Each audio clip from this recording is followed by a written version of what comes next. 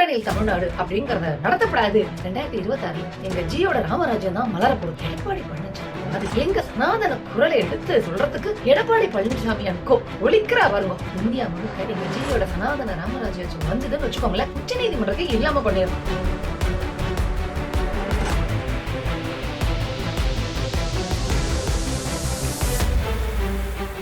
உங்க எல்லாருக்கும் ஒண்ணு தெரியும், 2026 தமிழ்நாட்டுல எங்க ஜியோட ராமராஜ்யம் தான் மலர போகுது. எப்படின்னு கேக்குறீங்களா? திமுகவுடைய ஓரணியில் தமிழ்நாடு அப்படிங்கிற ஒரு இயக்கத்தை கோர்ட்ல கேஸ் போட்டு தடுத்து நிறுத்திட்டோமே. இப்ப சொல்லுங்க, 2026 எங்க ஜியோட ராமராஜ்யம் தானே. எங்க ஜி தமிழ்நாட்டுக்கு என்னென்ன துரோகம் எல்லாம் பண்ற அப்படிங்கறத மக்கள் கிட்ட சொல்றதுக்காகவும் திமுக உறுப்பினர்கள் சேர்க்கறதுக்காகவும் திமுக தலைவர் மு க ஸ்டாலின் என்ன பண்ணார் அப்படின்னா, ஓரணியில் தமிழ்நாடு அப்படிங்கிற ஒரு இயக்கத்தை தொடங்கி வீடு வீடா அவளோட திமுக நிர்வாகிகள் எல்லாம் அனுப்பிச்சார். பாத்துட்டு சும்மா இருக்க முடியுமோ?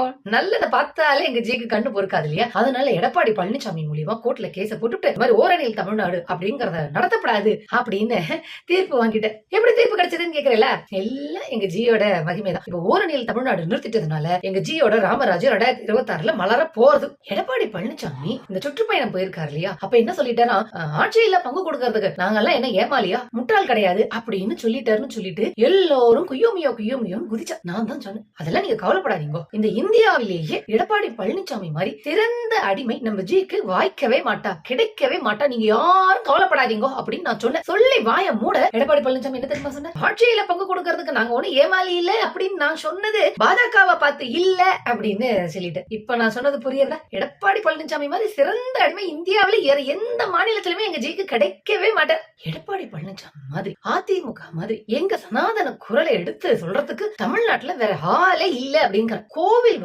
அறநிலையத்துறை கட்டுப்பாட்டுல இருக்கப்படாது, பராமரிப்புல இருக்கப்படாதுன்னு ஏற்கனவே நாங்க கரடையே கத்தின்னு இருக்கோம், ஒரு பையன் மதிக்கவே இல்ல. இப்ப எங்களுடைய குரலை எடப்பாடி பழனிசாமியும் அவளோட அதிமுக காராலும் பேச ஆரம்பிச்சுட்டா. எவ்வளவு ஒத்தாசையா இருக்கு தெரியுமா? எங்களுக்கு தொண்டை தண்ணி வத்த கத்திண்டே இருந்தோம். இப்ப அந்த கஷ்டம் இல்லவே இல்ல அப்படிங்கிற. என்ன சொல்லியிருக்கா அப்படின்னா, அதிமுக காரா மக்கள் கிட்ட போயிட்டு, கோவிலுக்கு நீங்க எல்லாரும் உண்டியல்ல பைசா போடுறேன், அந்த உண்டியல் காசை எடுத்து திமுக அரசு பக்தர்களுக்கு காலேஜும் ஹாஸ்பிட்டலும் கட்டுறது அது ரொம்ப தவறு. உண்டியல்ல போடுற காசை எடுத்து கோவில பராமரிக்கணும், கோவில வளர்க்கணும், கோவில அழகுபடுத்தணுமே தவிர மக்களுடைய கல்விக்காகவும் மருத்துவத்துக்காகவும் யாரானும் பயன்படுத்துவாளோ அப்படின்னு கேட்டிருக்கா. அது மட்டும் இல்ல, இன்னும் எக்ஸ்ட்ராவா சாம்பிராணி எல்லாம் போட்டு கேட்டிருக்கா. இங்க அதாவது திமுக தலைவர்களை பார்த்து என்ன கேட்டிருக்கா, நீங்க தான் சாமியை கும்பிட மாட்டேன், விபூதி வச்சுக்க மாட்டேன், குங்குமம் வச்சுக்க மாட்டேன், அப்புறம் எதுக்கு கோவில்ல பக்தர்கள் போடுற காசை எடுத்து ஹாஸ்பிட்டலும் காலேஜும் கட்டுறேன்னு கேக்குறான். ஏதாவது புரியுறதா?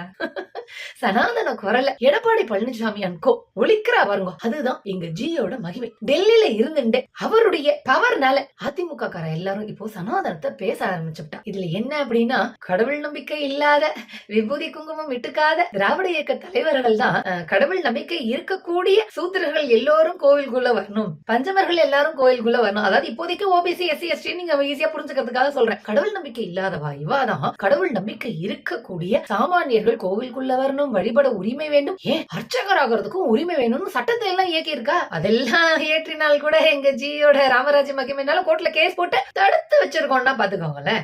அப்போ கடவுள் பக்திக்கும் அடிப்படை மனித உரிமைகளுக்கும் இருக்கக்கூடிய டிஃபரன்ஸ புரிஞ்சுக்கணும். அது திமுக தலைவர்களுக்கும் திராவிட இயக்க தலைவர்களுக்கும் இருந்தது. எங்க எடப்பாடி பழனிசாமி திராவிடம்னா என்னன்னு தெரியாதுன்னு சொன்னது எவ்வளவு வசதியா எடுத்து பார்த்தீங்களா? இந்தியா முழுக்க எங்க சனாதன ராமராஜ்ய ஆட்சி மலர்ந்ததுன்னு வச்சுக்கோங்களேன், உச்ச நீதிமன்றம் அப்படிங்கறது இல்லாம பண்ணிடணும். ஏன்னு கேக்குறீங்களா? எங்க ஜியோட ஆட்சியை பத்தி கேள்வி கேட்கிறா. அமலாக்கத்துறையை எதுக்கு வச்சுட்டு இருக்கோம் சொல்லுங்க? எதுக்கு வச்சுட்டு இருக்கோம்? தப்பான பண பரிவர்த்தனை எல்லாம் பிடிக்கிறதுக்காகவா?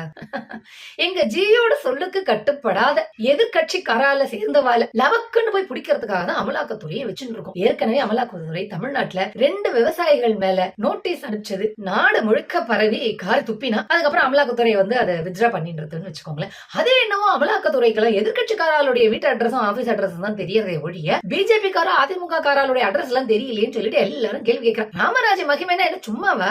உச்ச நீதிமன்றம் என்ன கேள்வி கேட்டுனா, அமலாக்கத்துறையை ஏன் அரசியலுக்காக பயன்படுத்துகிறேன், அமலாக்கத்துறையை இப்படி ஒரு மிரட்டல் வேலையெல்லாம் பண்றது, கட்ட பஞ்சாயத்து வேலையெல்லாம் பண்றது, அரசியல்காரா தேர்தல்ல சண்டை போட்டுக்கிட்டோம், நீங்க ஏன் தவறாக வேலை செய்கிறீர்கள் அப்படின்னு உச்ச நீதிமன்றம் கேள்வி கேட்டிருக்கு. அதனாலதான் சொன்னேன், இந்தியா முழுக்க எங்க ஜியோட சனாதன ராமராஜ்யம் வந்ததுன்னு வச்சுக்கோங்களேன், உச்ச நீதிமன்றத்தை இல்லாம பண்ணிடுறோம். உச்ச நீதிமன்றம்னு ஒண்ணு இருக்கிறதுனால கேள்வி கேட்கிறா. நாடாளுமன்ற மழைக்கால் கூட்டத்தொடர் தொடங்கி இருக்கு, எல்லாரும் போயிருக்கா. எதுக்கு? பிஜேபி காரல கேள்வி மேல கேள்வி கேட்க போறாங்க. எங்க மோடிஜி தான், பிரதமர் மோடிஜி தான் பார்லிமெண்ட்டுக்கு போகலையே ஏன்னு கேக்குறா. இந்த திமுக எம்பி எல்லாரும் கீழடியோட தொன்மையான அறிக்கையை சிறப்பை ஆய்வு அறிக்கையை பிஜேபி ஏத்துக்கணும், நிராகரிச்சிருது, அது ரொம்ப தப்பு, ஏத்துக்கிற வரைக்கும் நாங்க ஓய மாட்டோம் அப்படின்னு போராட்டம் பண்றதுக்காக திமுக எம்பி எல்லாம் நாடாளுமன்றத்துக்கு வந்திருக்கிறதுனால எங்க பிரதமர் மோடிஜி நாடாளுமன்றத்துக்கு போகல. எப்படி ஏத்துப்ப சொல்லுங்க, எப்படி ஏத்துப்ப? இல்லாத சரஸ்வதி நாகரிகத்தை தேடுறதுக்காக நிதி ஒதுக்கீடு செஞ்சிருக்கோம். செத்து போன சமஸ்கிருதத்தை ஆக்சிஜன் கொடுத்து உயிர் வர வைக்கிறதுக்காக 2000 கோடி ரூபாய்க்கு மேல ஒதுக்கி இருக்கோம்.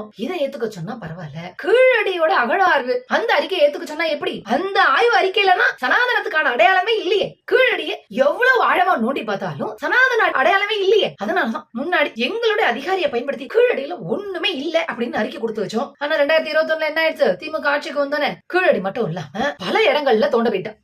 கீழடியோட முடிஞ்சிருக்க வேண்டியது இந்த திமுக ஆட்சிக்கு வந்தோன்னே கீழடிங்கிறா, பொருணைங்கிறா, இன்னும் மயிலாடும்பாறைங்கிறா, எல்லா இடத்துலயும் அகழாய்வை பண்ணிட்டு இருக்கா. ஆனா இந்த ஒரு இடத்துல கூட சனாதன அடையாளம் இல்ல அப்படிங்கறதுனால எங்க ஜி எதையும் ஏத்துக்க மாட்டேன் அப்படின்னு சொல்லியிருக்கு. ஆனா இதுக்கு சண்டை போடுறதுக்காக திமுக எம்பிக்கள் நாடாளுமன்றம் வந்ததுனால எங்க மோடிஜியால நாடாளுமன்றம் போக முடியாம போயிடுது. இல்லன்னு வச்சுக்கோங்க, நாடாளுமன்றத்துக்கு போய் கேட்கிற கேள்விக்கெல்லாம் பதில் சொல்லி அப்படி கிழிச்சிருப்ப உலகமே வாய பறந்து பார்த்திருக்கும். எங்க மோடிஜியோட ஆட்சி தமிழ்நாட்டுல வந்தா அப்படி என்ன ஸ்பெஷலான ஆட்சி கொடுப்பேன் அப்படின்னு எல்லாரும் கேட்கிறான். அதாவது திமுக இப்ப ஆட்சியில இருக்கிறதுனால டாஸ்மார்க்கை இழுத்து மூடு, மதுபான கடையை இழுத்து மூடு, இந்த சமய அறநிலையத்துறையே கோவிலை விட்டு வெளியேறு அப்படின்னு எல்லாம் நாங்க போராட்டம் பண்ணிட்டு இருக்கோம் இல்லையா? அதனால எங்க மோடிஜியோட ராமராஜ்யம் வந்துச்சு அப்படின்னு சொன்னா டாஸ்மார்க் எல்லாம் மூட மாட்டோம். திமுக ஆட்சியில இருக்கிறதுனால டாஸ்மார்க்க மூடு, டாஸ்மார்க்க மூடுன்னு போராட்டம் பண்ணிட்டு இருக்கோம் இல்லையா? எங்க ராமராஜ்யம் நடக்கக்கூடிய உத்தரப்பிரதேசத்துல எங்க யோகி ஆதித்யநாத் முதலமைச்சர் ஒரு ஸ்பெஷல் மாநாட நடத்தி இருக்க, மதுபான ஆலை மாநாடு.